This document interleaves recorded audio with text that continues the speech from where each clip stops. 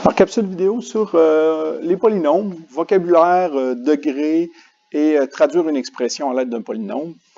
Alors, on va regarder un petit peu de quoi ça a l'air. Commençons par ce qu'on appelle un polynôme. Alors, vous voyez possiblement que dans polynôme, il y a le préfixe qui veut dire poly, qui veut dire plusieurs,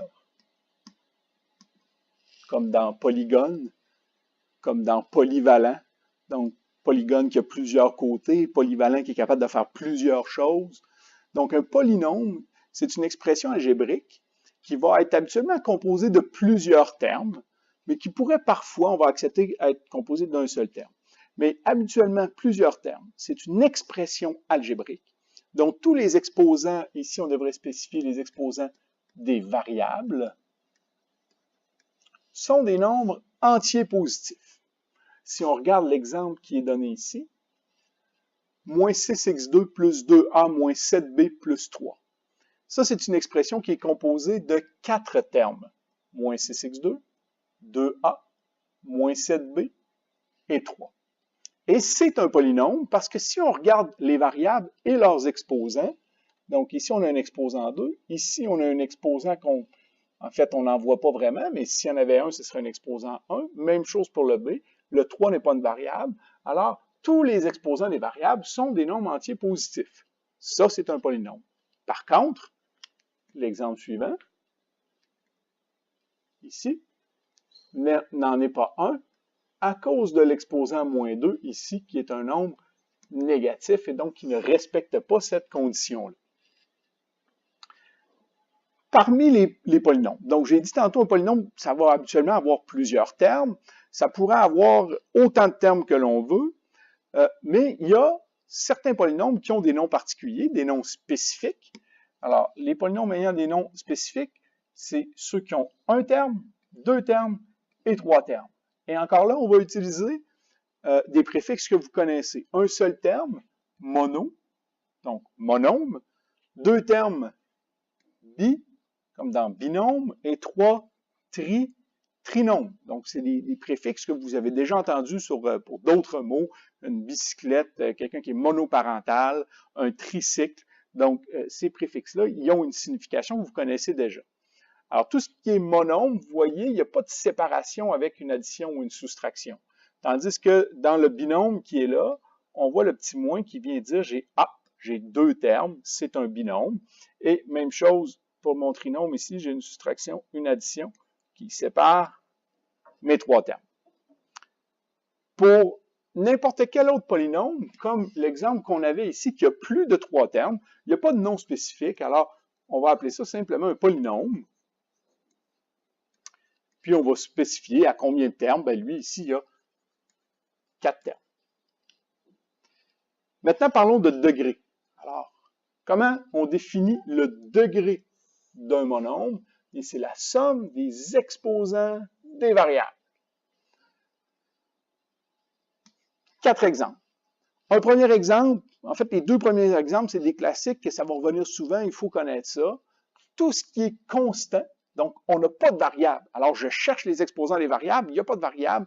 Exposant, à ce moment-là, on va dire que l'exposant est 0, donc le degré est 0. C'est vrai pour toutes les constantes qui sont de degré 0.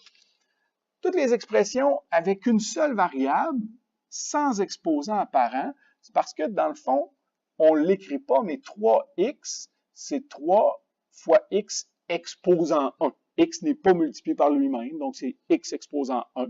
Donc, ça, c'est de degré 1. Ensuite, lorsqu'on a plusieurs variables, ici, là, lorsqu'on a moins 6 A2 B3, on comprend que ce que ça veut dire ici, c'est moins 6 fois A2 fois B3, mais nous, on va vraiment utiliser l'écriture moins 6 A2 B3 comme ça. Et maintenant, pour parler de son degré, on va aller voir les exposants. Un exposant 2, un exposant 3, j'additionne, ça me donne un monôme de degré 5. Le dernier exemple, on a une petite attrape là, parce qu'on a mis ici 4 à la 3 fois 5 à la 4. Mais je vous rappelle que nous, ce qui nous intéresse, c'est les exposants des variables.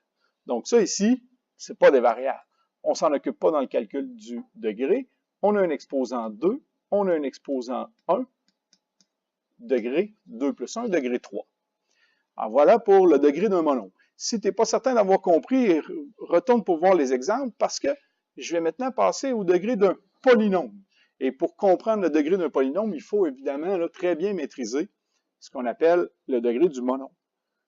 Lorsqu'on a un polynôme, comme c'est le cas ici, on a 3 termes. J'ai utilisé des couleurs différentes. 3 termes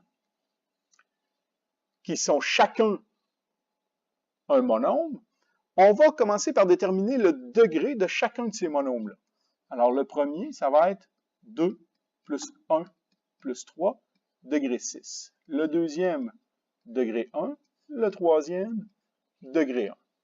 Bien, le degré du polynôme, c'est le degré du monôme du plus haut degré. Alors, on a déterminé 1 degré 6, 1 degré 1, 1 degré 1. On a un gagnant, c'est le degré 6. Alors, c'est lui qui va être appelé le degré du polynôme. Petit exemple récapitulatif. Je vous donne ici un polynôme. Le nom particulier ou le nom spécifique de ce polynôme-là, c'est un trinôme puisqu'il comporte 3 termes. Les 3 monômes ou les 3 termes qu'il compose sont a fois b à la 3, moins 3b et moins 10. Moins 10 porte le nom de terme constant dans le polynôme.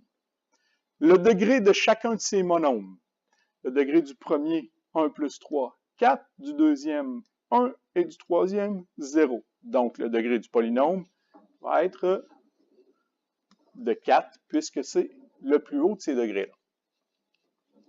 Alors, vous avez à la page suivante quelques exercices du même style où vous allez tester votre compréhension de ce qu'on vient de faire ensemble et vous allez finir avec la traduction d'une situation par une expression algébrique.